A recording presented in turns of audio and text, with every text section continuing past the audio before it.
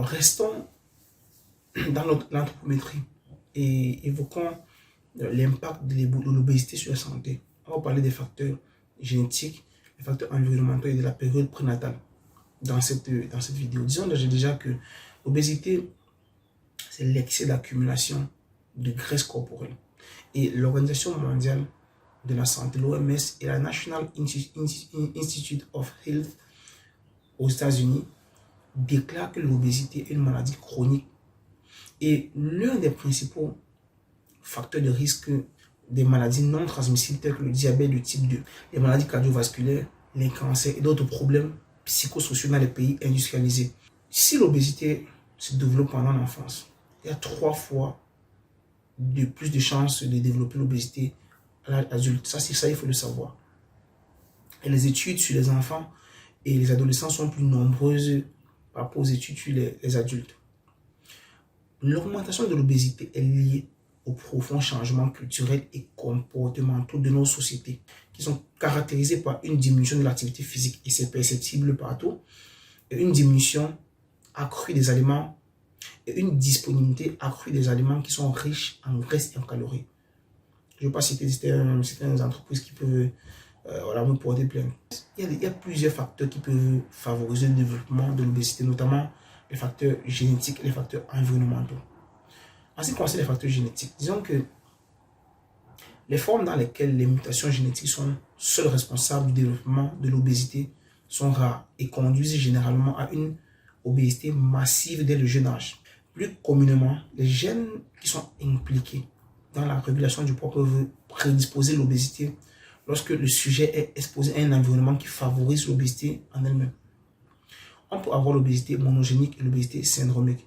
En ce qui concerne l'obésité monogénique, il faut dire que jusqu'à présent, quelques gènes ont été identifiés et les mutations de ces gènes peuvent entraîner une obésité monogénique. Ensuite, si on parle de l'obésité syndromique, disons que l'adiposité syndromique se développe directement ou indirectement comme une conséquence secondaire de certains défauts génétiques.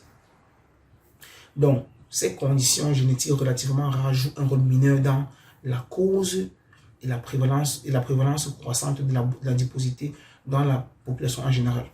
Disons que environ 40 maladies mendéliennes de Mendel sont associées à l'obésité et à d'autres anomalies telles que le retard mental, les dysmorphies qui entraînent ainsi le syndrome.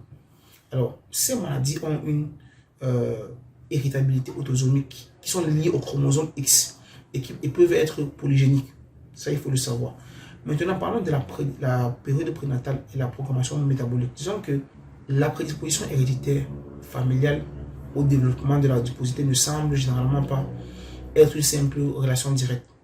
L'environnement utérin dans l'utérus pendant la période de développement fœtal influence les risques d'adiposité dans les phases ultérieures de la vie et d'autres comorbidités du syndrome métabolique à travers le processus de programmation métabolique. Tant dans la suralimentation que dans la sous-alimentation pendant la période prénatale sont impliqués dans la contribution aux pathologies qui surviennent à l'âge adulte. Maintenant, la suralimentation pendant la vie utérine, pendant la vie intra-utérine et dans la vie néonatale prédispose à des changements au niveau pancréatique parce qu'il y a une hypertrophie des cellules insuline et l'hyperplasie des cellules bêta.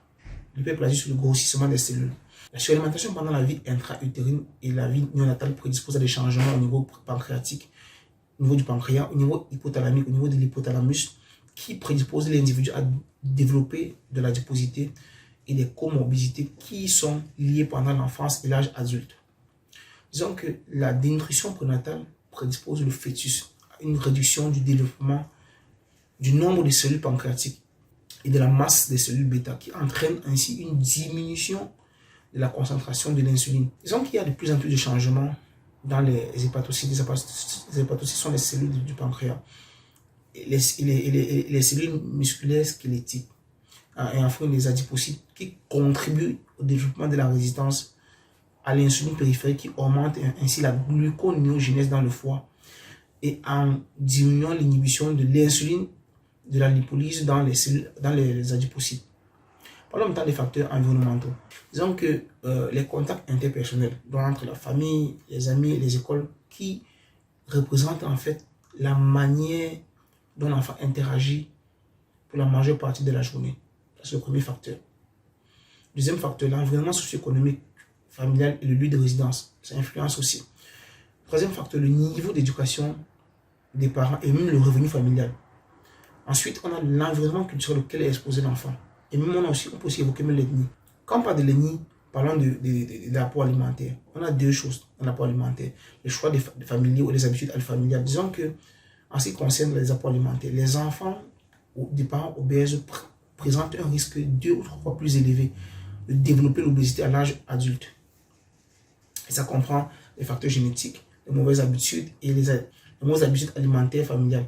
Ensuite, la disponibilité et la facilité à l'accès à la nourriture, qui est aussi un facteur, et les médias.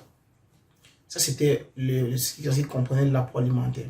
Si on parle maintenant des dépenses énergétiques, comme deuxième point, on a le métabolisme de base, on a la dépense énergétique due à l'activité physique, on a la dépense énergétique pour la croissance qui constitue, disons, 3% de la dépense énergétique quotidienne totale durant l'âge de 2 à 10 ans. Parmi ceux-là, tous ces facteurs, la part due à la prise alimentaire et surtout la teneur calorique, comme la composition du repas, sont les variables qui influencent beaucoup sur la thermogenèse. Alors, disons que on a le troisième point qui est l'activité physique. Parce que les facteurs qui déterminent l'activité physique sont les facteurs individuels, les facteurs familiaux, les facteurs psychologiques, les facteurs environnementaux. Et enfin, on a les facteurs endocriniens qui comprennent la régulation des hormones.